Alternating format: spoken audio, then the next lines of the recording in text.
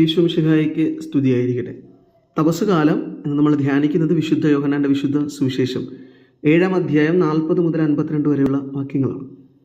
Jerusalem ദേവാലയത്തിൽ പഠിപ്പിച്ചുകൊണ്ടിരുന്ന യേശുവിനെ കേട്ട ജനങ്ങൾക്കിടയിൽ ഭിന്നത ഉണ്ടാവുകയാണ്. ചിലർ ഈശോയെ ഒരു പ്രവാചകനായും മറ്റു ചിലർ ക്രിസ്തുവായും പരിഗണിക്കാൻ ആരംഭിച്ചു. എന്നാൽ മറ്റു ചില മനുഷ്യർ ഈശോയെ എതിർക്കുവാൻ തുടങ്ങി. അവൻ വ്യാജപ്രവാചകനാണ് എന്നൊക്കെ പറയാൻ തുടങ്ങി. ഈ സംഗതികൾ പ്രധാന പുരോഹിതന്മാരുടെയും ഫരിസേയരുടെയും അടുക്കിലെത്തുമ്പോൾ അവർക്കിടയിലും ഭിന്നത ഉണ്ടാവുകയാണ്. ഏറെ പ്രത്യേകിച്ച് അവർക്കിടയിൽ ഉണ്ടായിരുന്ന നിക്കദേമോസ് യേശുനാഥൻ്റെ ഒരു രഹസ്യ ശിഷ്യനായിരുന്നു. അദ്ദേഹം ഈശോയ്ക്ക് വേണ്ടി വാദിക്കാൻ ആരംഭിച്ചു. പക്ഷേ ഫരിസേയരും പ്രധാന പുരോഹിതന്മാരും അദ്ദേഹത്തെ എതിർക്കുകയും ഈശോ വധിക്കപ്പെടേണ്ടത് ആവശ്യമാണെന്ന് പറയുകയും ചെയ്യുന്നു. അപ്പം ഇതിൻ്റെ ഒരു ചരിത്ര പശ്ചാത്തലം അന്വേഷിക്കുമ്പോൾ എന്തുകൊണ്ടാണ് ഈശോയെ ഈ പുരോഹിതന്മാരും ഫരിസേയരും എതിർത്തത്? അതിൻ്റെ പ്രധാന കാരണം രാഷ്ട്രീയപരമായും മതപരമായുമായ ചില കാര്യങ്ങളാണ്. കാരണം അന്ന് അവിടെ ഉണ്ടായിരുന്ന ഈ പ്രധാന പുരോഹിതന്മാരും ഫരിസേയരും അന്ന് ഇസ്രയേലിനെ ഭരിച്ചുകൊണ്ടിരുന്ന റോമ സാമ്രാജ്യത്തിൻ്റെ സപ്പോർട്ടോടു കൂടെയാണ് ഇസ്രയേൽ ജനങ്ങളുടെ മേൽ ഭരണം നടത്തിയിരുന്നത്.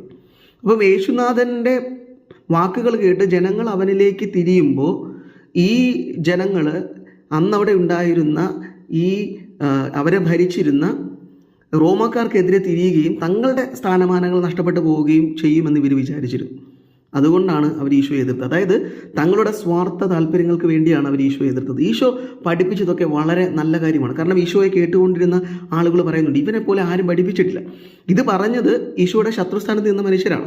കാരണം ഈശോയെ ബന്ധിക്കാനായി ഇവർ വിടുന്ന പട്ടാളക്കാർ പോലും ഈശോയെ പിടിക്കാതെ തിരിച്ചു വന്നിട്ട് ഇവരോട് പറയുന്നത് അവൻ സംസാരിക്കുന്നത് പോലെ ആരും സംസാരിച്ചില്ല എന്നാണ്. കാരണം അവൻ സംസാരിച്ചിരുന്നത് ജീവിച്ച കാര്യങ്ങളാണ് ഈശോ സംസാരിച്ചിരുന്നത്. ഈ ഫരിസേയരെ പോലെയോ നിയമജ്ഞരെ പോലെയോ പ്രധാന പുരോഹിതന്മാരെ പോലെയോ അല്ലായിരുന്നു.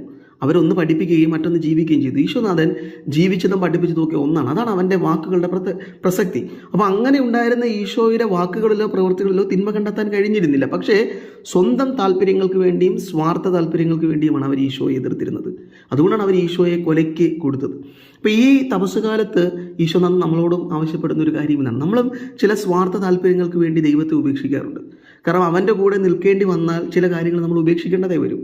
നമ്മൾ താലോലിക്കുന്ന നമ്മുടേതായ നമ്മൾ നെഞ്ചോട് ചേർക്കുന്ന ചില സ്വാർത്ഥതകൾ ഈശോയ്ക്ക് വേണ്ടി നമ്മൾ ഉപേക്ഷിക്കേണ്ടി വരും. പക്ഷേ അത് ഉപേക്ഷിക്കാതിരിക്കാൻ വേണ്ടി എളുപ്പത്തിൽ നമ്മൾ ഈശോയെ ഉപേക്ഷിക്കും. ഈ തപസ്സുകാലം നമ്മളോട് ആവശ്യപ്പെടുന്നത് ഈ സ്വാർത്ഥ താല്പര്യങ്ങളെ ഉപേക്ഷിച്ചുകൊണ്ട് എൻ്റെ കഷ്ടപ്പാടിൻ്റെ കുരിശ് വഹിച്ചുകൊണ്ട് ഈശോയെ അനുഗമിക്കുവാനാണ്. അപ്പോഴാണ് ഞാൻ എൻ്റെ ഈശോനാഥനിൽ പൂർണ്ണമായി എത്തിച്ചേരാൻ സാധിക്കുക. അപ്പോൾ ഈ തപസ്സുകാലത്ത് എൻ്റെ ജീവിതത്തിലെ സ്വാർത്ഥ താല്പര്യങ്ങളെ എന്തൊക്കെയാണോ ഈശോയിൽ നിന്ന് എന്നെ അകറ്റുന്നത് അതൊക്കെ മാറ്റിവെക്കാനും ഈശോയെ കൂടുതൽ സ്നേഹിക്കാനും അനുഗമിക്കുവാനുമുള്ള കൃപയ്ക്ക് വേണ്ടി നമുക്ക് പ്രാർത്ഥിക്കാം. ഈശോനാഥൻ അതിന് നമ്മെ സഹായിക്കട്ടെ. ആമേൻ.